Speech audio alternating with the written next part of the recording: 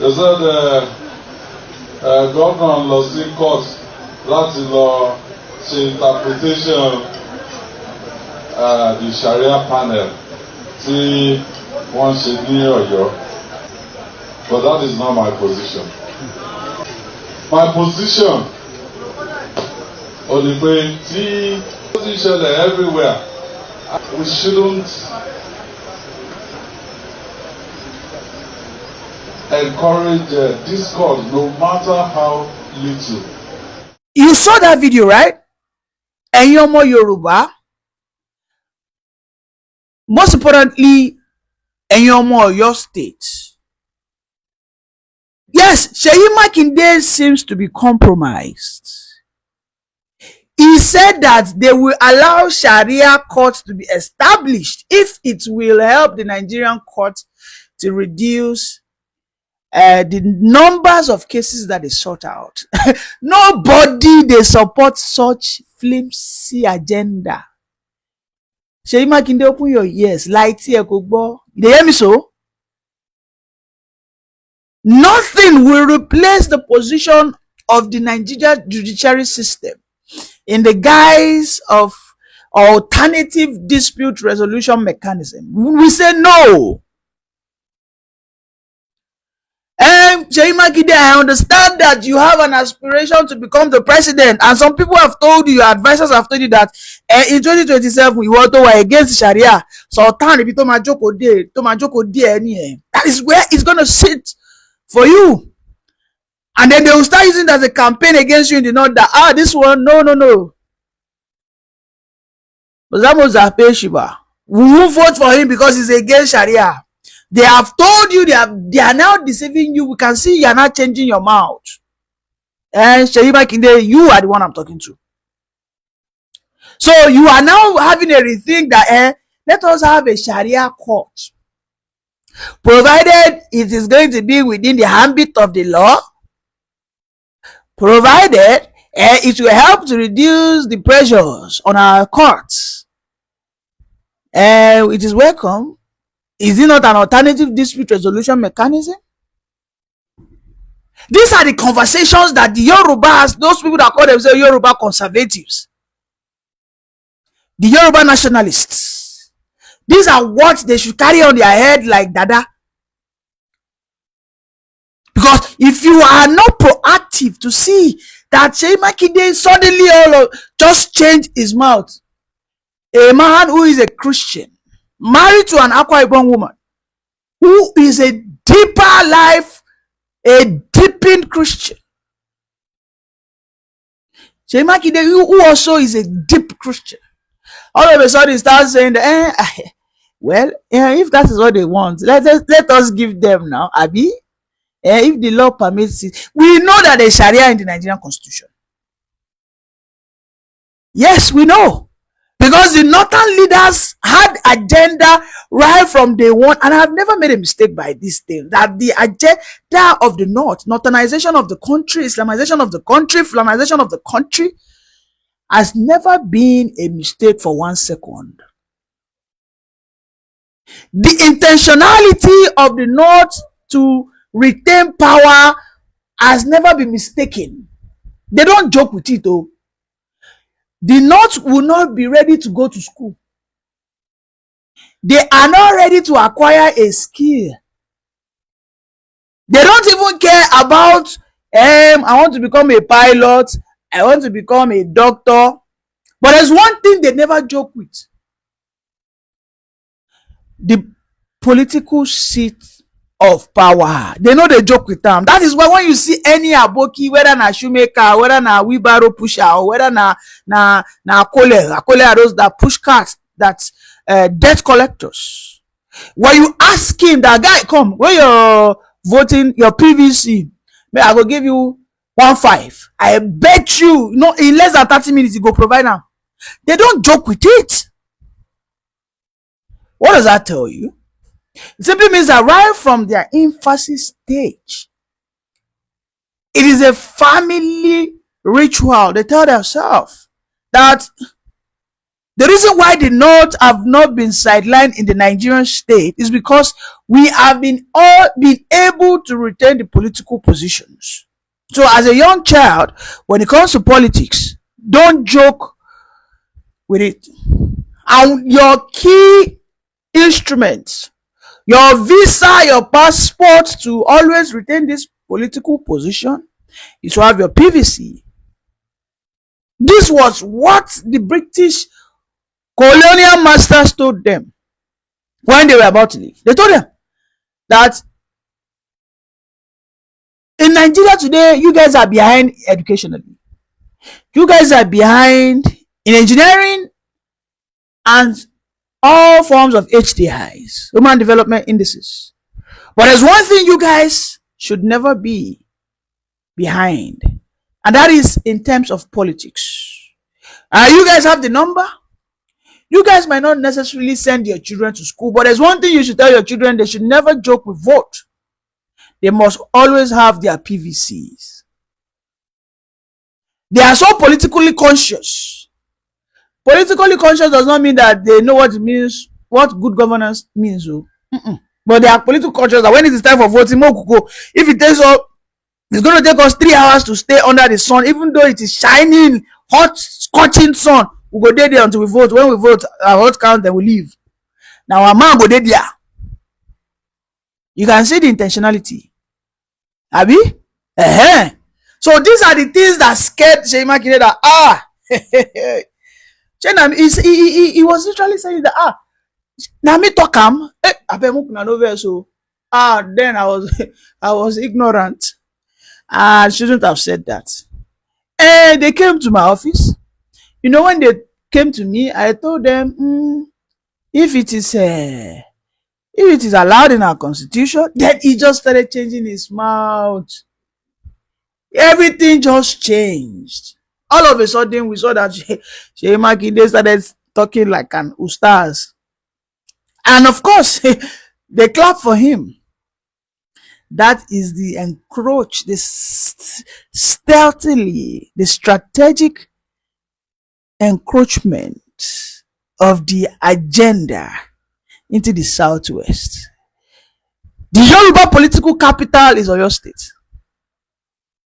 We all know that.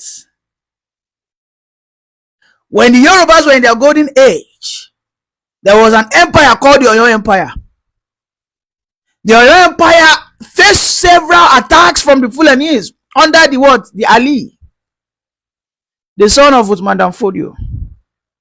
They attacked Oyo Empire for nothing less than 30 good years. The only place they were able to take away was Ilorin. When Afonja, because of his own power greed, sold his right to Ali. They helped him initially, but at the end of the day, we know what they did to him. They pied the guy, him. He erased everything that has to do with Yoruba in Ilorin. The only thing they left was the language. Today we have an emir. I don't know how Sheyi Makinde has suddenly forgotten his own history. Why can't Oyo just remain circular? Why should a religion begin to have what we call preferential treatment, and then they start having a sense of superiority? Because when there is establishment of Sharia court here and there, it's going to spread like wildfire, and over time, the Christians will start feeling less of a religion in Oyo State. Because when you are having a conversation on altercation with a Muslim man, and you say you want to take him to the Nigerian court, or the normal civil court, they'll say, no, I'm a Muslim, I'll take me to a Sharia court. I don't want to go to this place. There are some sins that when you commit it, maybe you commit adultery in Sharia. As a married man, there's a level of consequences they will give to you. They might probably tell you have to marry the woman. Since you committed an adultery and that girl is not married, but now your own girlfriend, you can't carry the man go court.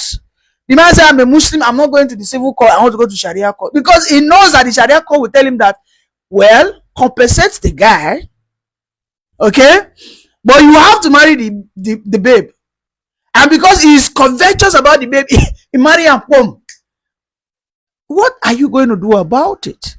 But when you take such a case to the civil court, I mean, we know what the civil court will do. He's going to get punished. He might even get in prison for 6 months.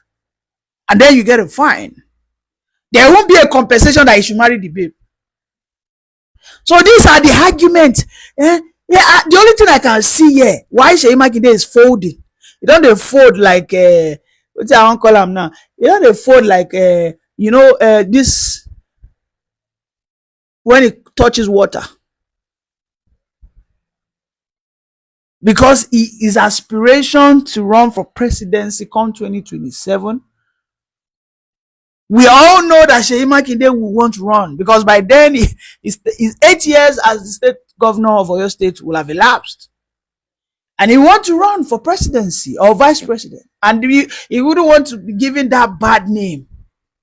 So because of that, he is now playing safe, ready to sell out his own people. Ah, God Almighty, who do us this thing for this place, for Yoruba land? Who do us? Why can't he be a Dapo Abiodun that Abiodun wrote a memo in reply to Sultan of Sokoto, an instructive one and a warning that Oga Sultan, now for not your power end, don't try it. Don't start pushing any divisive messages. Have the Yoruba Muslim ever for one day complained? When issues like these are welcome and then you allow you to fester, my brothers in Oyo will start to think that, this man is against us. So, hey, was it not in Oyo State that we saw an Afar that said that he does not bow down to kings? An Afar. He said that Afar is superior to my traditional king.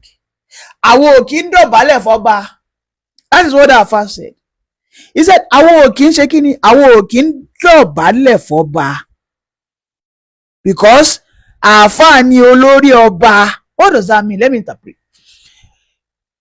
A chief imam will not bow down for the king of the land, because the chief imam is the superior being to the king. Arguments, conflicts, confusion that will lead to what we call anarchy, when there is no respect for the supreme traditional leaders of the land. You are in my land. A foreign religion came.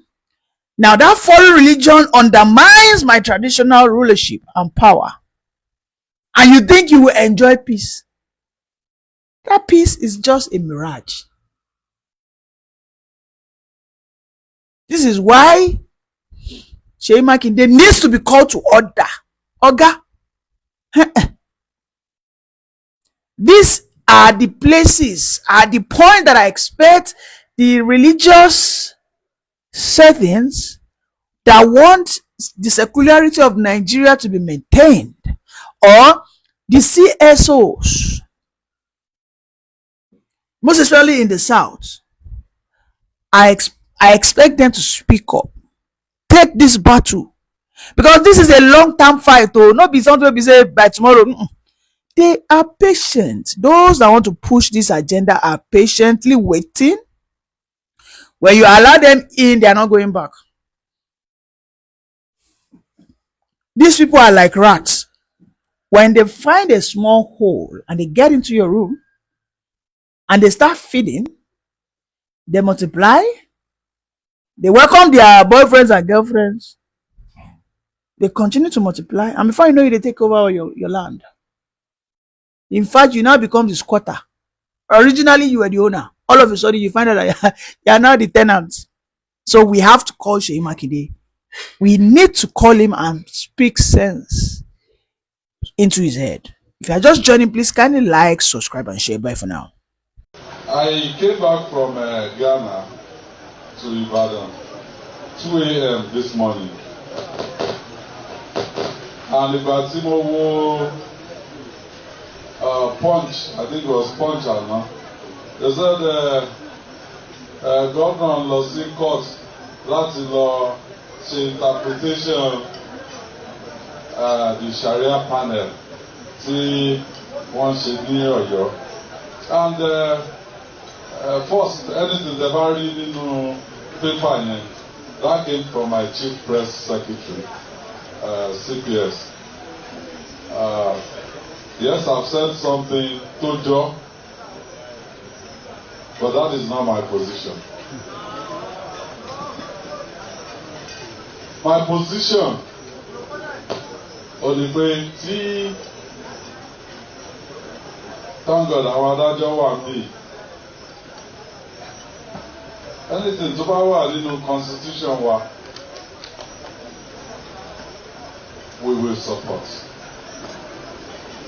However, my own interpretation, because ó ti ń ṣẹlẹ̀ everywhere, I made a statement gbà tí àti Muslim ni wọ́n wá bẹ́ẹ̀ ni wọ́n wá sí office. I made a statement pé look, we shouldn't encourage discord no matter how little.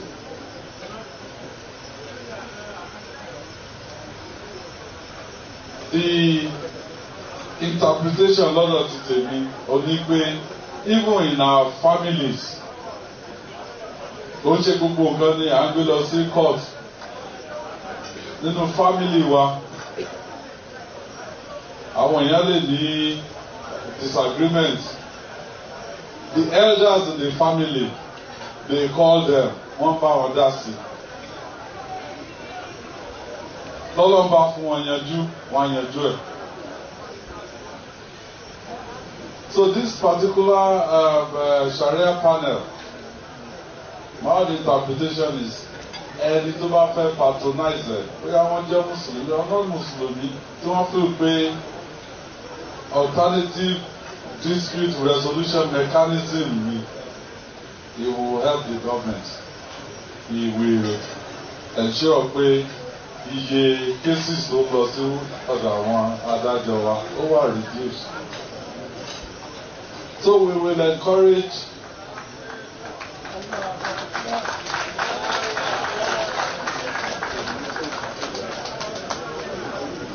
alternative dispute resolution mechanism. The only thing tí mo lè sọ ni pé if it's something to be enforced, then àwọn tó lè enforce anything ní the court recognized by the constitution.